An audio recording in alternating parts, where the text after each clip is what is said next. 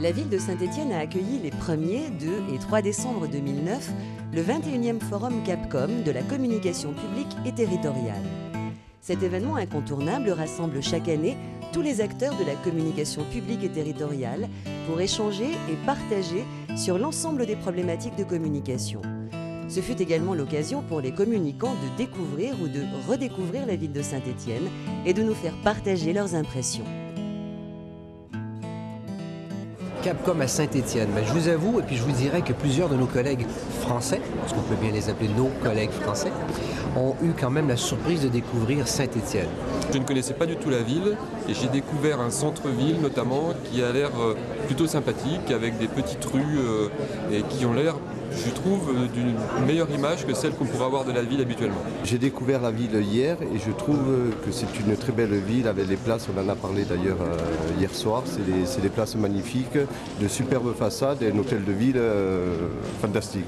Moi c'est la première fois que vraiment je découvre la ville et c'est vrai que je trouve ça très sympa, très convivial, la ville est belle. C'était un vrai plaisir de revenir dans une ville que j'ai toujours considérée comme la capitale française de l'accueil. J'ai un lien affectif avec Saint-Étienne parce que j'ai vécu 8 mois à Saint-Étienne. J'étais stagiaire de l'ENA à la préfecture de Saint-Étienne. Voilà. Alors Saint-Étienne, j'étais un grand fan des Verts il y a 30 ans presque. Donc oui, je connaissais Saint-Étienne depuis mes années foot. J'en avais l'image des Verts quand j'étais gamin. Alors j'ai l'impression que tous les Français ont ça sur le cœur, tatoué sur le cœur. L'équipe des Verts est d'ailleurs très beau stade. Mais j'imagine tout le monde a dû vous raconter un peu l'émotion qu'on a tous revécue, pas en direct, mais voilà, de se retrouver à aller sur la pelouse d'un stade mythique. Vous avez dans votre histoire été marqué par le textile et je crois que vous avez marqué la France aussi grâce au textile et à tous ces, alors l'arme, les textiles et puis le vélo.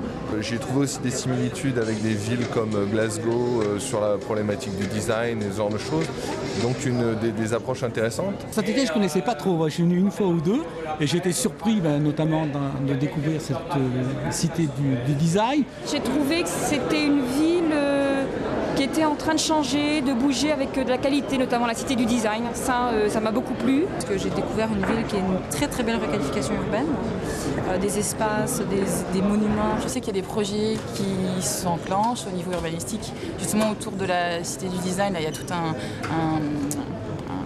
terrain qui va être complètement réaménagé et ça, je trouve ça intéressant. Donc j'ai découvert à travers un atelier que c'était une ville quand même qui bougeait. Une ville en mutation, vue comme ça de l'extérieur, donc plutôt une image que je n'imaginais pas de Saint-Étienne, plutôt flatteuse, en tout cas prometteuse.